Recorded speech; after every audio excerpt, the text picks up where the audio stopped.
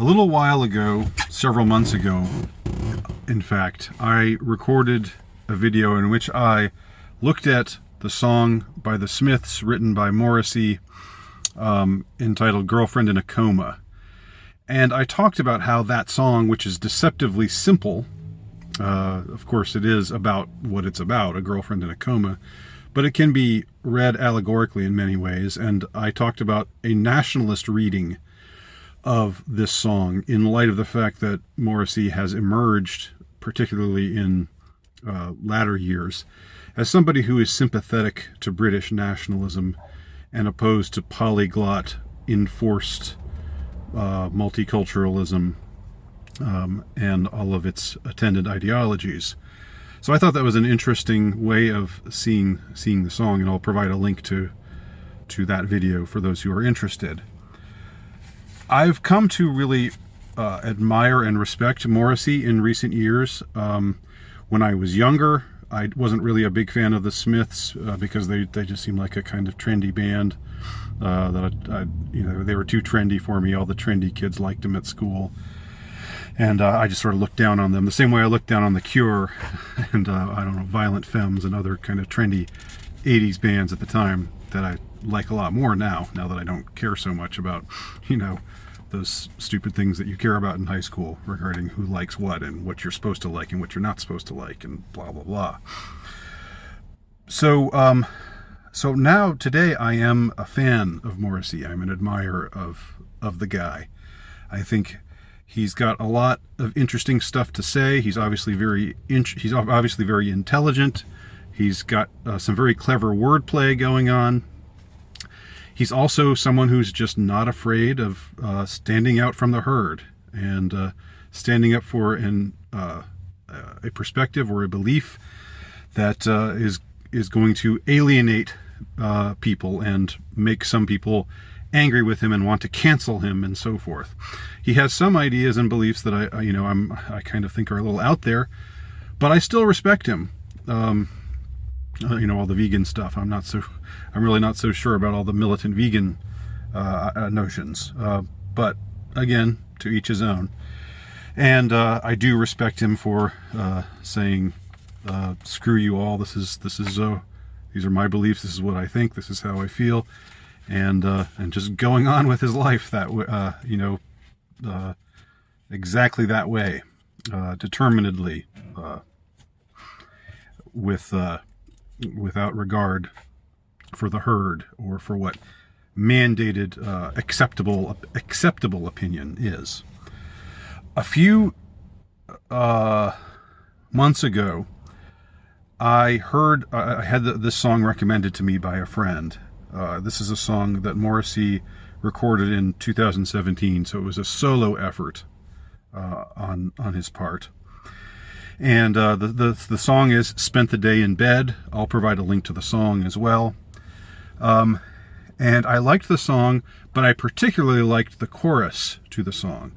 And I particularly like it now. I think the words of this chorus, which I'm about to read to you, are so applicable, really, at any time, given the current state of those who are supposed to inform us, i.e. the media, but who more often disinform us or misinform us, feed us with misinfo or disinfo as often. But this is really important now with this crazy fear-mongering campaign that's being whipped up right now. That's everywhere.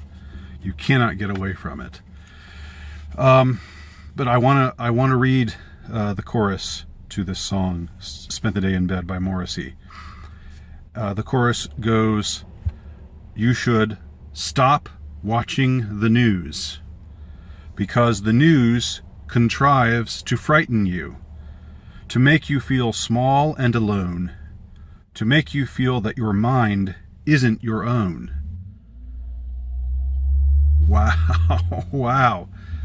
Let me read it again. I like it so much I'm going to read it twice. Stop watching the news, because the news contrives to frighten you, to make you feel small and alone, to make you feel that your mind isn't your own.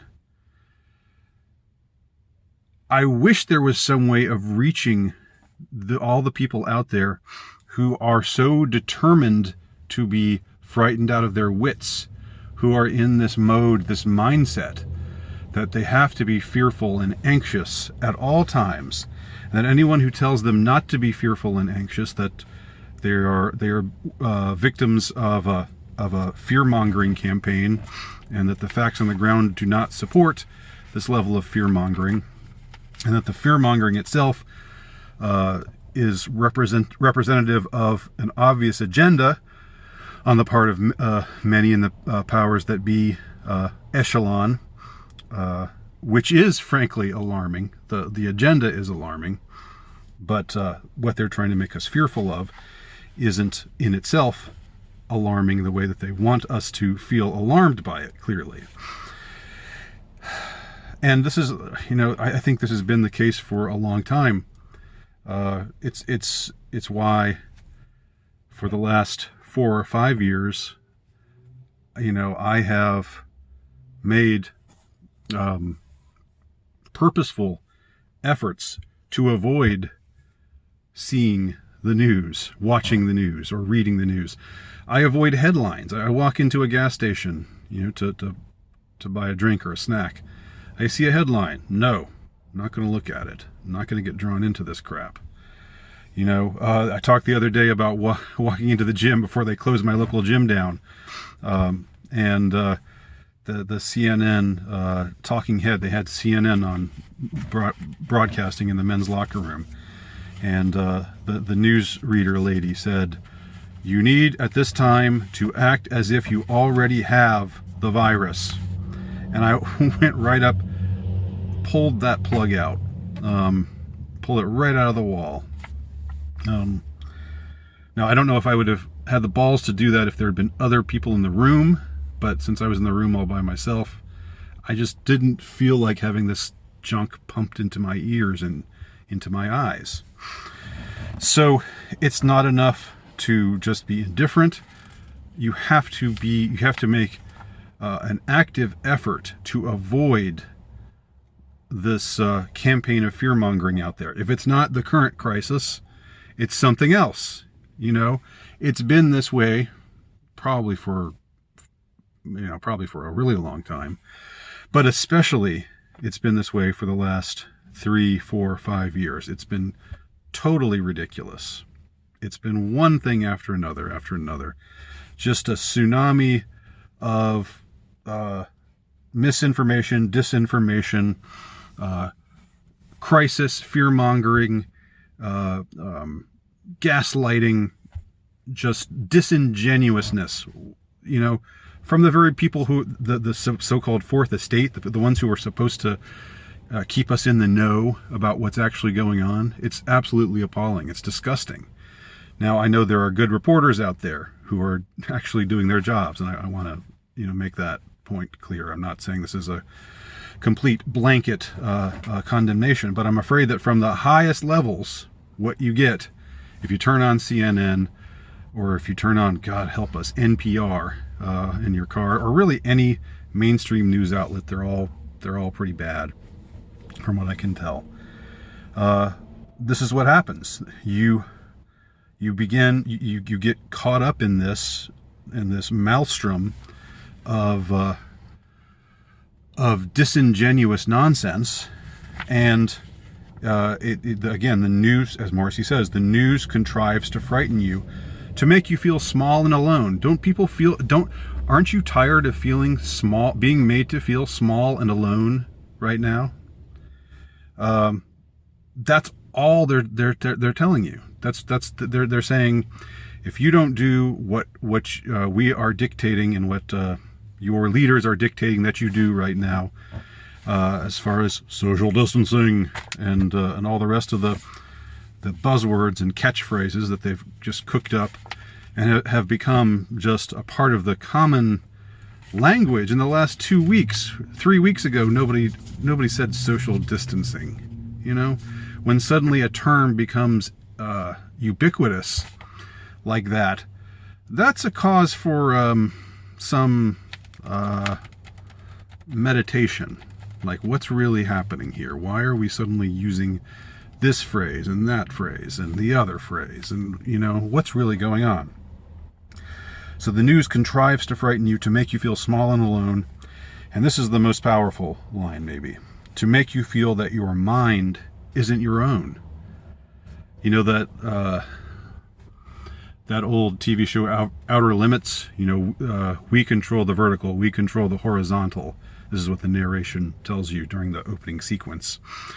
That basically you're watching TV and this is on. You are at our will. You are not thinking for yourself. You know, you're an NPC, to use that overused kind of expression.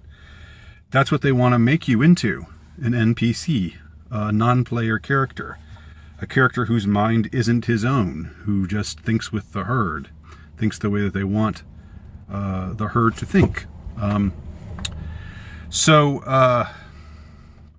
anyway, take a listen to the song. Again, it was recorded in 2017. I think it is much, much more applicable to current circumstances than it was to circumstances in 2017. Although, again, it's been this way for a long time in my mind, to my perception. And interestingly, Morrissey has just released a new album. I haven't heard it yet, but he was supposed to go on tour, but of course, you know, his opening tour gigs got canceled because we can't meet in a crowd of you know, more than 20 people. Ooh, social distance. Ah, and, you know, casting that spell over us. Anyway, wanted to share that with y'all, and hope my words were of interest to you, at least. Thanks for watching. My name is Andy Nowicki. Please check out my work at altrightnovelist.com or lowstatusnovelist.blogspot.com.